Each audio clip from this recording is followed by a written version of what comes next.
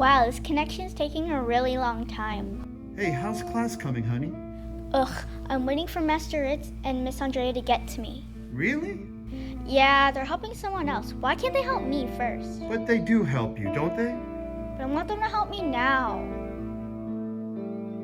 We all want to do our best, and when we want to become better, we want to become better sooner than later.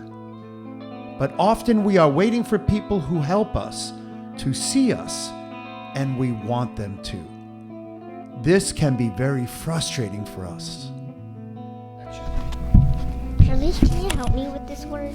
What's the word? Well, if I knew what the word was, I wouldn't need your help. Wow, you need my help, but you're not being very cooperative. Never mind, I'll just wait for your mom to get home. Suit yourself. I'll read it later. Hey, Charlize, can you help me with this word? What's the word? Well, if I knew what the word was, I wouldn't need your help. Wow, you need my help, but you're not being very cooperative. Never mind, I'll just wait for mom to get home. Suit yourself. I'll read it later. Working with others is a part of everyday life. You need to help others, and you need others to help you. No one can do everything by themselves. Can you throw a football and then run to catch it for a touchdown? Can you steady a ladder and then climb it at the same time? We all need to be part of a team from time to time. Action. You ready for class? Where are they? Don't worry, they'll be here. They're probably helping other students. Distance learning isn't easy for everyone.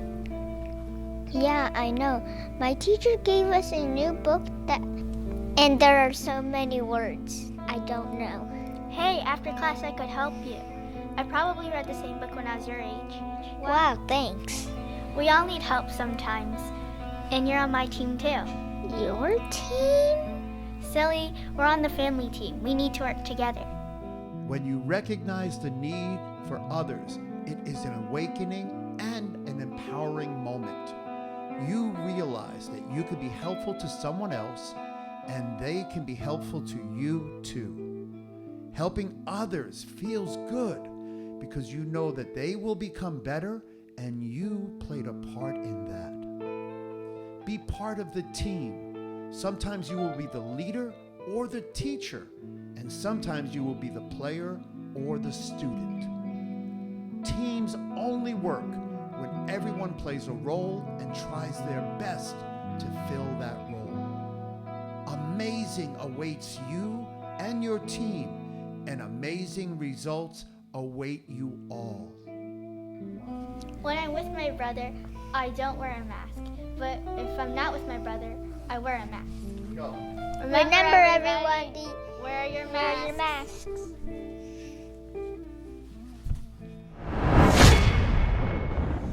Our next skill is going to be a side kick, back kick combination. So in most cases, we'd start with a regular side kick, put our foot down, and back kick.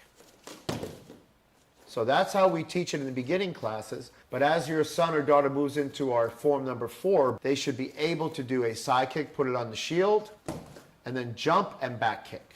Hey! So notice how the head moves and the feet and the body turn tightly. Side kick, back kick. Hey! The first touch is light. Second touch is heavy. Hey! Hey!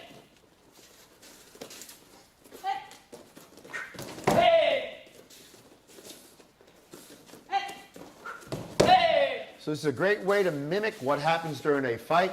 Taylor's making a motion in. Mr. Jeff uses the front leg to stop and then finishes with the back leg. Hey! This is called skip side kick, back kick. Watch again. Gotcha! So another drill you can do is rear leg side kick, back kick into front leg side kick, back kick. So we're going to start slow on this one. Rear leg side kick, back kick. Front leg side kick, back kick. So it's 4 kicks in a row. A lot of agility, a lot of energy. Real speed looks like this. Hey! Hey!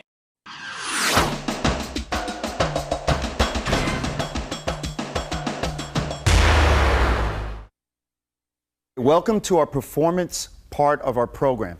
I'm proud that we have on board Danny Arnold, the director of Plex.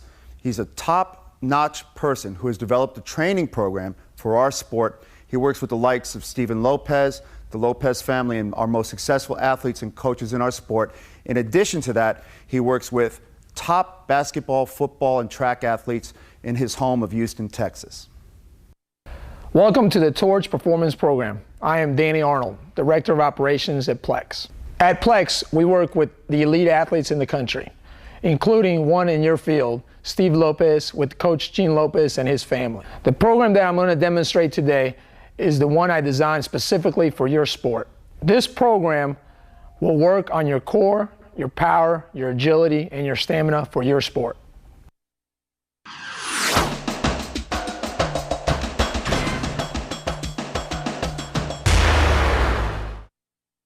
One of the most often questions I receive from your sport is, when should I do these workouts?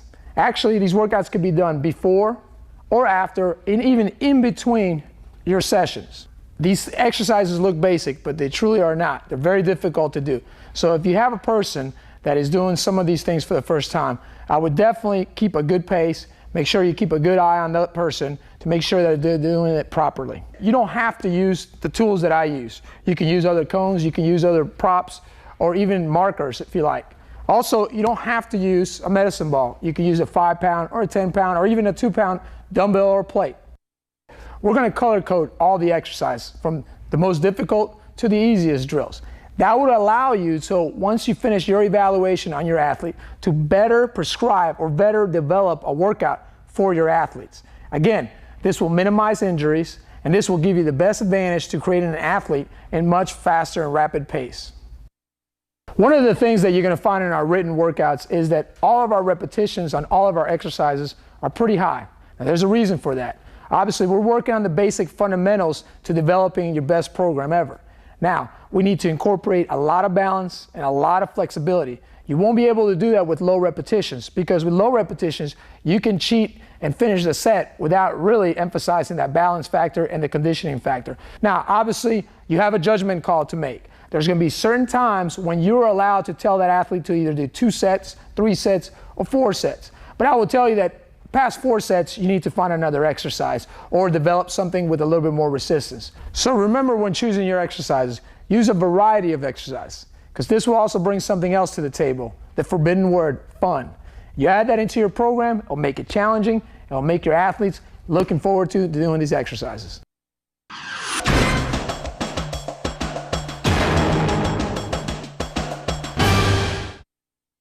The first exercise we're going to work on today is the Arnold Shuffles. This is one of the most important exercises because we're going to implement the abdomen, the hips, the quads, the lower back, and even your balance. We start off by being shoulder width apart. Right now, we want to have our toes pointed forward. We're going to squat down, dispensing all your weight all over the feet, right? It's like this. Maintaining a good upper body. Your chest should be up. You should have your chin up. That means that you have good balance. Now, with all the weight on all your foot of your surface, we're going to shuffle to the side. Now, we're going to go as wide as we can, and most importantly, keeping the toe pointed forward. Just like that. As I'm doing this, I'm also not only warming up the quadriceps, but I'm getting a lot of flexibility in my hips. At the same time, again, maintaining the chest up, the chin is up, and I got good proper posture. And I'm going to do this repeatedly depending on the number that we set on our exercise. So I'll go one more time to the right. Now I'm going to work the other way. Obviously, when given the workout, you have different numbers of repetitions you have to follow. But again, remember the keys. Keeping your toes pointed forward, good balance, good hip flexibility, chest up, and the chin up.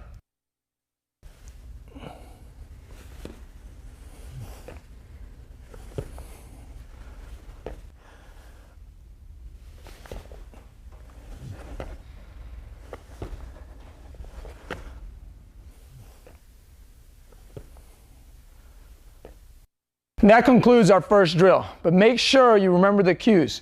Keeping your toes pointed forward, having a large range of motion when you're stepping out. Also, keeping the weight distribution throughout the foot, not leaning forward, not leaning back, and keeping your chest up and your chin up.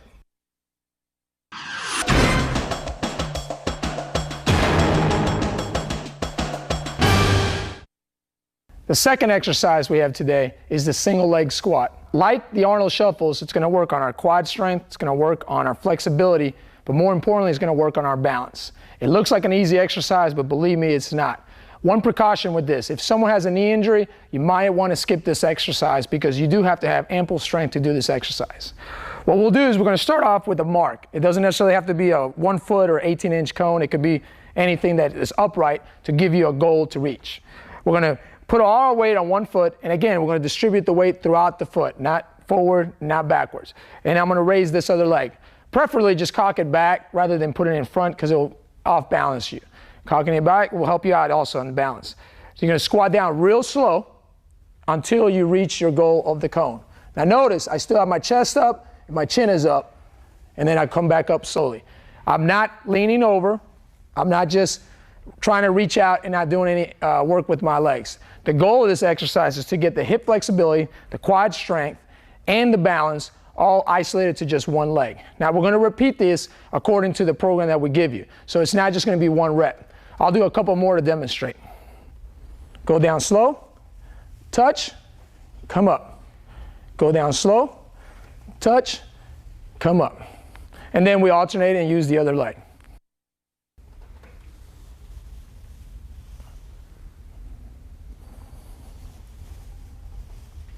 So if you've seen the second exercise, the single leg squat, the keys to this exercise is to distribute your weight evenly throughout your feet.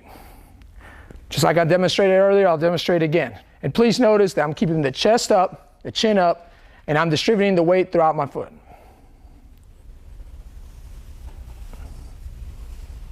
Now, for best results, keep the cone about 18 inches away from your feet, and that way allow you the opportunity to keep your chest up and your chin up.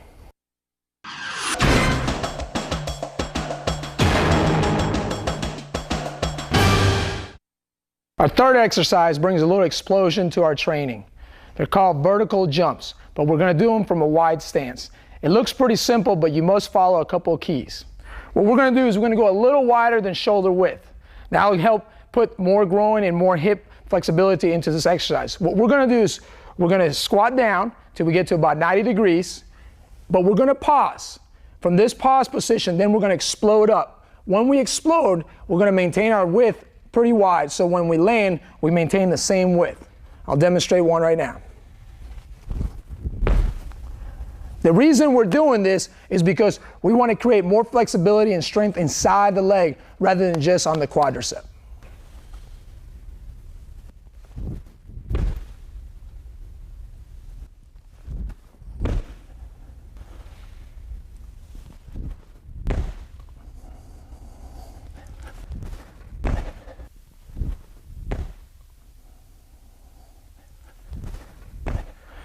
So we've demonstrated our third exercise with the explosion, of course. Now, a couple of keys you must follow is that when you jump, to maintain that width, and also when you squat down, to pause before you jump. The reason we're doing that is because our goal is to recruit fast twitch muscles.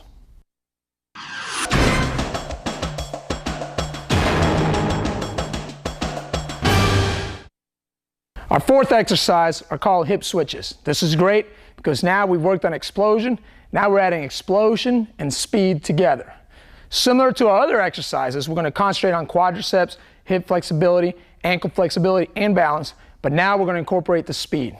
We're going to start by grabbing an object. It doesn't necessarily have to be a medicine ball. It could be a 5-pound plate, something not too heavy. We're going to maintain this in the front. I'm going to squat down. The same rules apply. I'm going to be distributing my weight evenly throughout my feet. Squat down again to the 90-degree angle, or at least we hope to the 90-degree angle. From this position, I'm going to switch my hips as fast as I possibly can and then maintain my posture and then do it again repeatedly. I'll demonstrate this right now.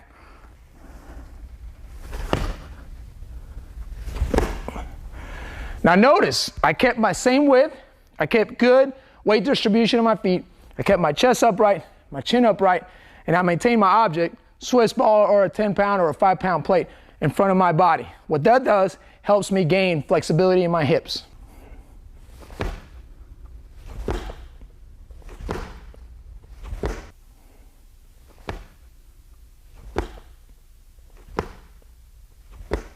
In doing our hip switches, do remember the keys that I mentioned earlier. You have to squat low, maintain good weight distribution throughout your feet, and make sure you do your switches as fast as possible. One of the worst things you can possibly do on this drill is to lean forward. Let me show you what not to do. When you're doing the drill, you're putting your weight forward, and then what's happening is creating you to train on lunging and keeping off balance. That's how you can prevent it, by distributing your weight evenly.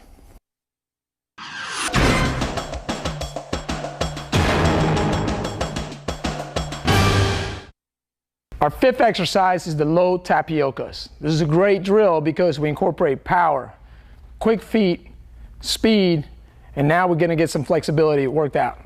What we're gonna do is we're gonna maintain the ball in front just like we did on the hip switches. And our goal is the same thing. We're trying to turn our hips all the way around. And this time we're gonna move our feet to get ourselves around.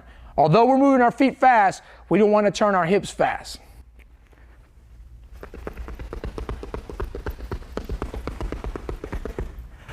Now, although that looks pretty easy, it's probably one of the hardest drills. You'll find this out if you stay low. One of the worst things to defeat this drill is to do this drill, and I'll demonstrate now, if you're very upright, like this. The reason that is because you're not going to incorporate your quad strength into this. So again, when doing this drill, squat low, the lower the better. Now start moving your feet quick and turn your hips slowly. The further you go, the better it is for your flexibility.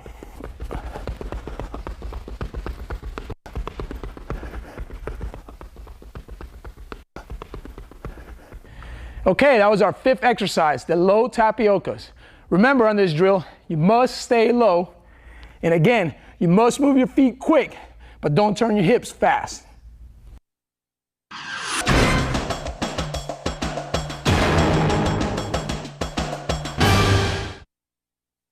Our next drill brings us back to explosion, except this time we're going to incorporate some balance. They're called single leg explosive lunges. They're a little bit different than the traditional lunges because of two things. One, on a traditional lunge, you're going to squat down nice and slow, and you're going to come back and get your balance. Well, on this one, we're not going to do that.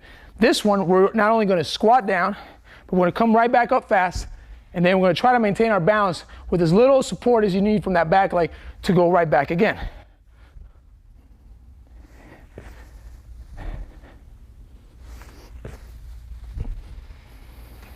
Now, the second thing that is very different from the traditional, we're going to alternate where we land. In traditional, you would obviously land in the same spot. Well, on this one, we're going to do is alternate. You could use marks, or you can randomly choose where you want to land. The important thing is here, keep chest up and your chin up.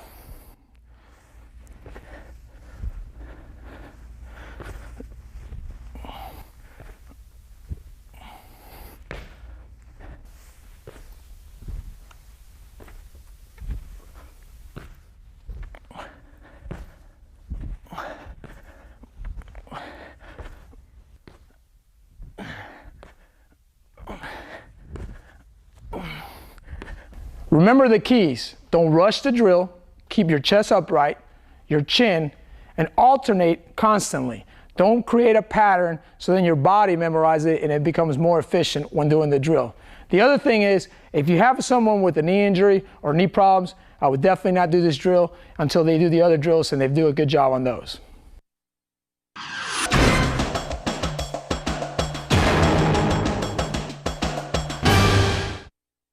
Our next drill is the rotating sumo squat. Now this is very similar to the Flex Master, but there is one advantage to it. You're creating movement, which means more blood flow going through the legs, which obviously is more advantage than static stretching. What we want to do also, we want to use something like a medicine ball or a 5-pound plate to help us keep our chest more upright. And we're going to go again back to the same position like we did before, evenly distribute your weight throughout your feet. Squat down as low as possible, obviously not past 90 degrees, and keep the chest upright. Now this time, you don't necessarily have to turn your hips and maintain the ball or the weight in front of you. You just want to maintain it in front, again, to help you keep the chest upright. The goal is to create flexibility inside your hips. So I'm going to turn my foot as wide as I can, or as much as I can, at the same time creating weight distribution on both. And then I'm going to slowly bring the other one over. Again, chest is upright, chin is up, and this is helping me keep that up I'm gonna open up as wide as I can. Again, I still have weight on both feet, and then I'm gonna bring it back slowly.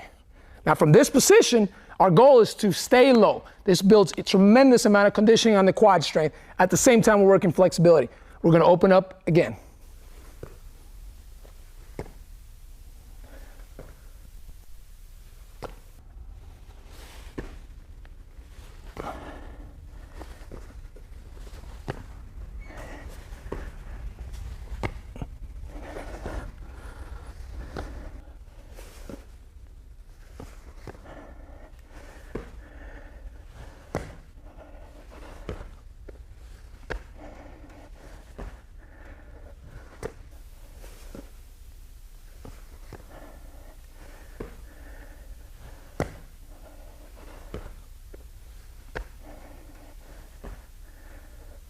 So that was our rotating sumo squats. Remember our keys. Stay low. Go at least to 90 degrees. The other thing is, don't do this drill fast because you're working on more flexibility and conditioning. As always, in our other drills, use a guide. Use a medicine ball, a 5-pound, or a 10-pound plate. This will help you keep your chest upright. And it'll show right off if you're messing up by leaning forward when the ball drops.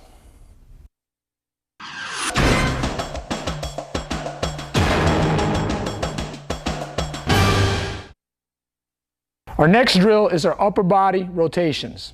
Now this is a little bit different than the ones we did before because now this time our lower body stays in the same spot, but we're going to rotate via the upper body. This is always best used if you have 2 partners, so then you can tag your guide, the medicine ball, the 10-pound plate or 5-pound plate, to them as a guidance. I'm going to demonstrate obviously without partners. You're going to squat down again, keep your chest upright. The only difference this time, you're going to have your arms out. Obviously, if you have shoulder problems, use lighter weight. If you want to work on the shoulders, use a heavier weight. And what I'm going to do is I'm going to rotate somewhat, fast, and I'm going to go as far as I can to try to reach the furthest point. That's where your partners come into play. The further they go, the harder it is. Do remember one thing. You're trying to work on this area and the hips. Do not put any pressure on the knees. So I'm going to squat down again. Again, distribute your weight evenly throughout your feet. As you rotate, it'll shift a little, and that's okay. But just make sure the pressure does not go on the knee. I'm going to rotate as far as I can to the side, shifting a little bit of weight and going right back the other way. Again, I'm rotating through my trunk, not through my knees. Obviously, you can see there's a little shifting of weight. That's okay, but you should not feel any pain on your knee. If you have partners, they can play with you where you have to reach higher or even lower sometimes. That makes it more fun. And actually, that makes it a whole lot harder.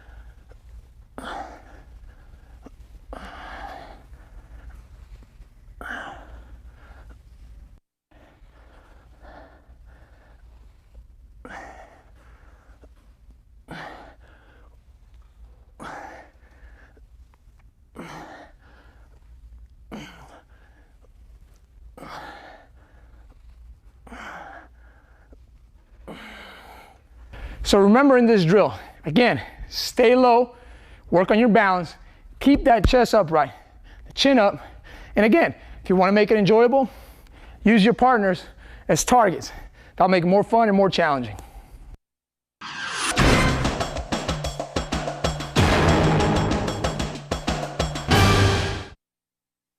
Our next drill is the medicine ball push-up. Now, similar to the regular push-up, we're going to have our hands placed shoulder width apart and our feet close together, except this time we're going to put the medicine ball underneath one of our hands. Go down just like you do in the push-ups and go down as low as you can, but obviously maintain good balance because of the medicine ball.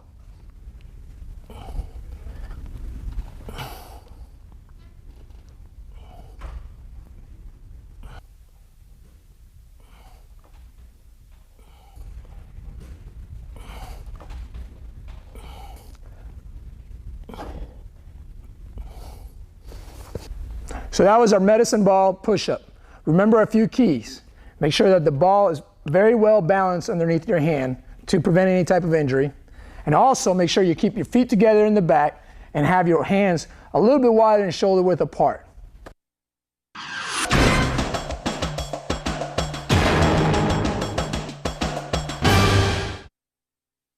Our next drill is quick hand push-ups.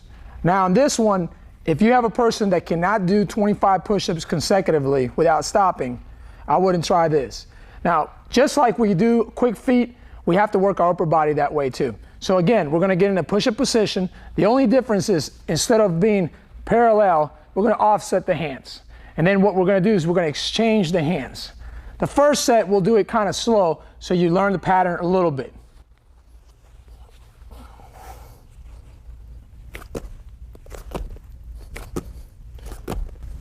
As you feel more comfortable, we're going to speed up the process. Now, that speed can be determined by 1, a clock, where someone calls out the numbers, or 2, just by your own preference to see how fast you can go. Now, I will advise you, this drill puts a lot of strain on the shoulders, so if you have shoulder problems, I'd probably skip this drill and go to the regular push-ups.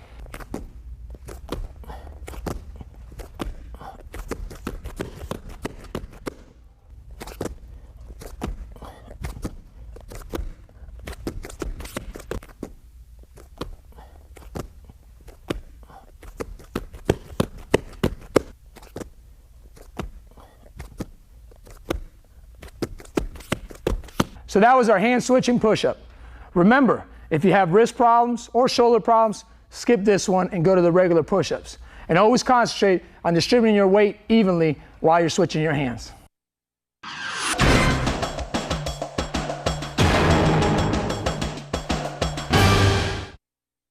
Our next drill is the towel pulls. This is very similar to seated rows or lat pull downs with a few variations. You're going to need a towel. It could be a medium size or large towel, but preferably not a small towel because it could slip. And what we're going to do is we're going to incorporate the whole body rather than just the back muscles when we're using machines. Like I mentioned, in this drill, we're going to incorporate the whole body. You also need a partner to hold on and give you the resistance. If you can't have a partner, you might be able to use a pulley system or some type of cable rows. What I'm going to do is I'm going to squat down, I'm going to offset my feet and squat down as low as I can to put pressure on my quadriceps and my hips. At the same time, I'm always maintaining good posture with my upper body and my chin. Now, your partner is going to give in to my pulls. Right now, we're going to do them all straight pulls. Just give in. So right now, I'm working the back muscles. The great thing about this, not only am I working the back muscles, I'm also working on my balance, my stamina on my quadriceps, and even some flexibility in my hips.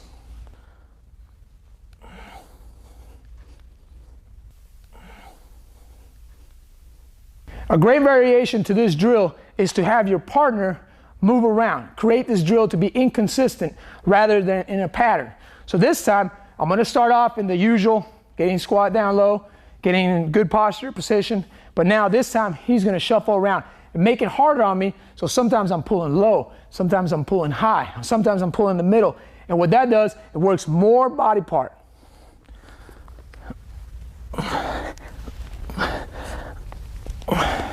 Again, I'm always pulling through the elbow. What that means is that I'm using my back muscles. So that was the towel pull drill. Now remember, pull through the elbow. Don't just pull with the hand. That will put too much emphasis on the shoulder. And then the other thing is maintain good balance. This is great because we need good balance when fighting, and this will condition your legs unbelievably.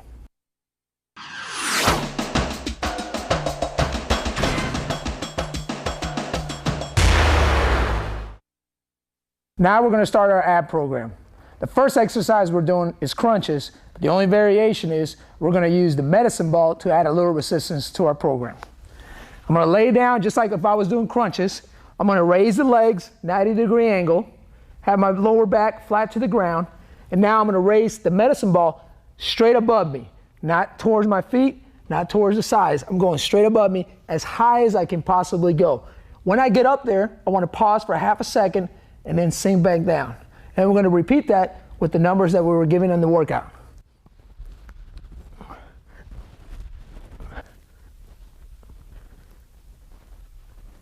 Again, we're trying to reach as high as we can go, and hopefully we try to pause at the top. Obviously this is a little bit hard, but that's what you want to do. If you rotate or shift a little bit, that's okay as well, as long as the main emphasis and the main pressure is in your abs. Continue this until you finish the desired number. Our next exercise for abs is the trunk twist with the medicine ball. Now, on this ones, you want to have your knees slightly bent, but you want to put very little pressure on your heels. The goal is to incorporate a good twist with the assistance of the ball. This will help you also lean back a little bit. Again, be as light as you can on those heels. Don't put a lot of weight on it, and lean back. So then that way, your muscles are already tight from the get-go. And we're going to rotate in a pretty good fast pace. The goal is to touch both sides. Don't cut yourself short, because then you're limiting your flexibility in your hips. Right here, side to side. Left and right count as one, and obviously follow the desired number.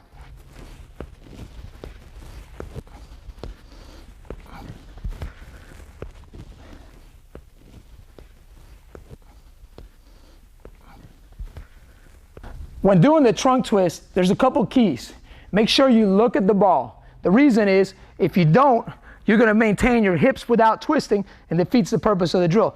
And then the other thing is, make sure you're leaning back enough where it maintains the pressure on your abdomen and not necessarily your lower back or your upper legs. Our next ab exercise is the reach in betweens. Now, on this one, we can use the ball, or we can just use simply the weight of our own hands. We're going to lay almost flat. I'll use the ball this time. And then I'm going to reach in between my legs to try to touch my heels with the ball. And go back to the flat position without allowing your shoes to touch the ground. Again, you can do this with or without the ball.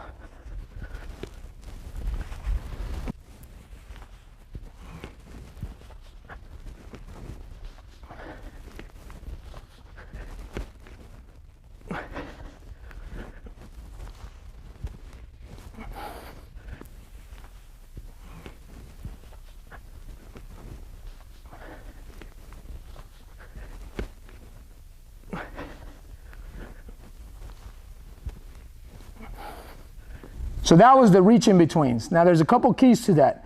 To remember, not allow your heels to touch the ground in between your reps, and then try to maintain the head and the upper shoulders off the ground. That'll put all the pressure in the core.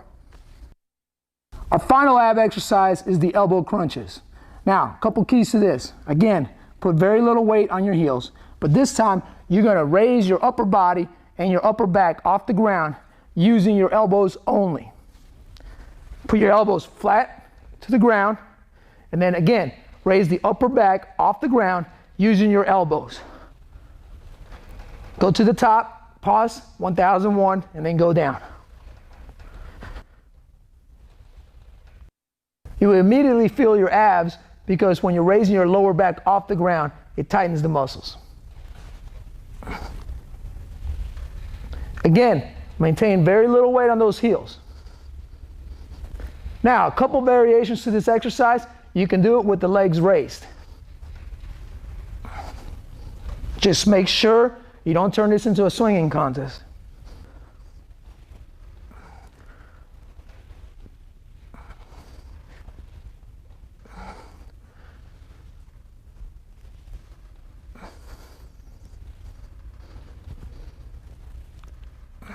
When doing the elbow crunches, remember a couple of things.